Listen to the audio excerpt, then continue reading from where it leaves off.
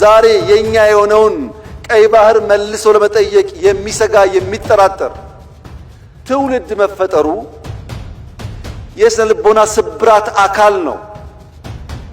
አንችልም ብሎ ነው የሚያስበው። እኔ ላረጋግጥላችሁ እወዳለሁ፣ ኢትዮጵያ ትችላለች። የዛሬ 155 ዓመት ስዊስ ካናል በጀግኖች ልጆቻቸው መስዋዕትነት ያሳኩ ሰዎች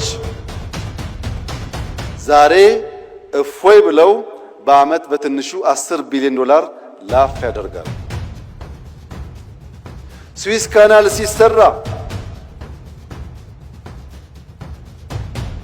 እዚህ ኢትዮጵያ ውስጥ ወይም ደቡብ አፍሪካ ወይም ናይጄሪያ የሞቱ ሰዎች ነበሩ። ሰው ይወለዳል፣ ይሞታል፣ ግን ታሪክ የላቸውም። ስዊስ ካናል ሲሰራ እየሰሩ በሐሩር ምክንያት፣ በምግብ እጥረት ምክንያት፣ በመድኃኒት እጥረት ምክንያት የሞቱ ሰዎች ግን ዛሬም ታሪካቸው ሕያው ነው። ከእኔና ከእናንተ መካከል የማይሞት ኢተርናል ላይፍ የሚጎናጸፍ አንድ ሰው የለም። እኔም እናንተም ሟቾች ነን። የማይሞት ታሪክ ሰርቶ የሞተ ሰው ለዘላለም ስሙ በትውልድ መካከል የሚተላለፍ ስለሚሆን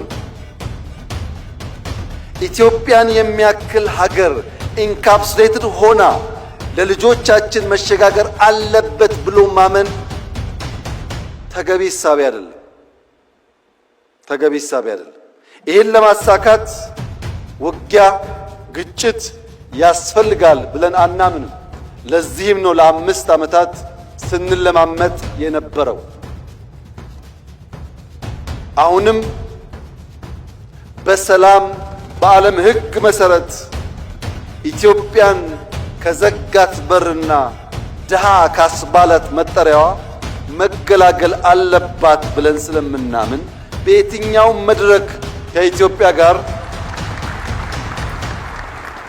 በሰላማዊ መንገድ ለመነጋገር የሚፈቅድ አካል ካለ እጃችን ከምን ጊዜውም በላይ የተዘረጋ ነው። ነገር ግን ኢትዮጵያ የጂኦግራፊ እስረኛ ሆኗ ለዘላለም ትኖራለች ብሎ የሚያስብ ኢትዮጵያዊ ካለ እርሱ የሞተ ነው።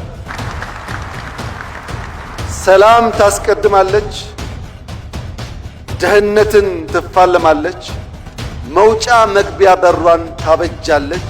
ይህ አይቀሬ ጉዳይ መሆኑን ተገንዝበው ወንድም እህቶቻችን በፈጠነ ጊዜ ለድርድር ራሳቸውን ዝግጁ እንዲያደርጉ ማድረግ